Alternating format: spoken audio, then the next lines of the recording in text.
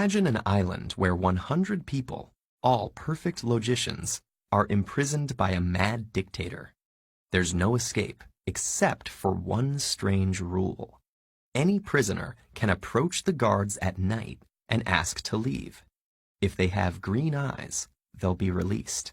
If not, they'll be tossed into the volcano. As it happens, all 100 prisoners have green eyes, but they've lived there since birth, and the dictator has ensured they can't learn their own eye color. There are no reflective surfaces.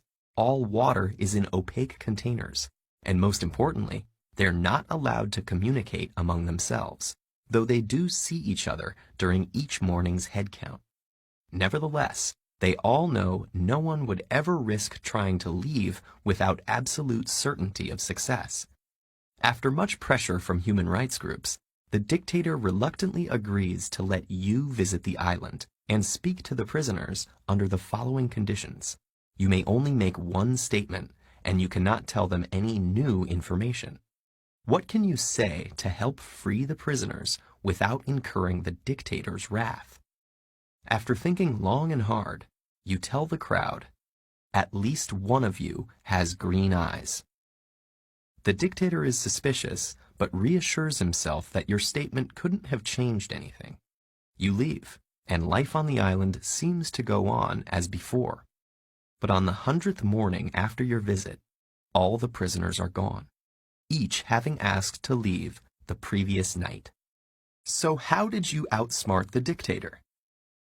It might help to realize that the amount of prisoners is arbitrary. Let's simplify things by imagining just two, Adria and Bill. Each sees one person with green eyes, and for all they know, that could be the only one. For the first night, each stays put. But when they see each other still there in the morning, they gain new information. Adria realizes that if Bill had seen a non-green-eyed person next to him, he would have left the first night, after concluding the statement could only refer to himself. Bill simultaneously realizes the same thing about Adria. The fact that the other person waited tells each prisoner his or her own eyes must be green, and on the second morning, they're both gone. Now imagine a third prisoner. Adria, Bill, and Carl each see two green-eyed people, but aren't sure if each of the others is also seeing two green-eyed people, or just one.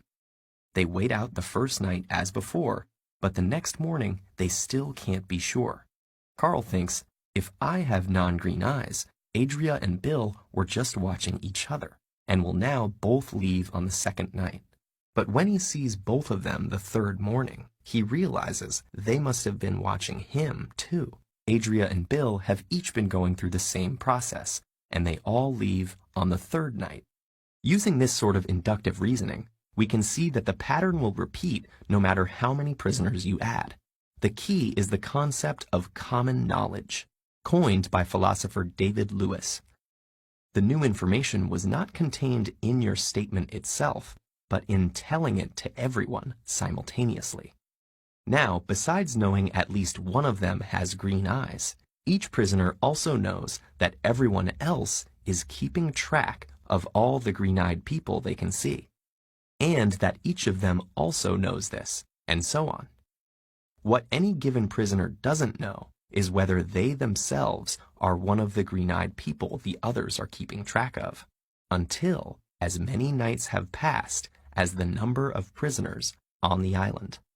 Of course, you could have spared the prisoners 98 days on the island by telling them, at least 99 of you have green eyes.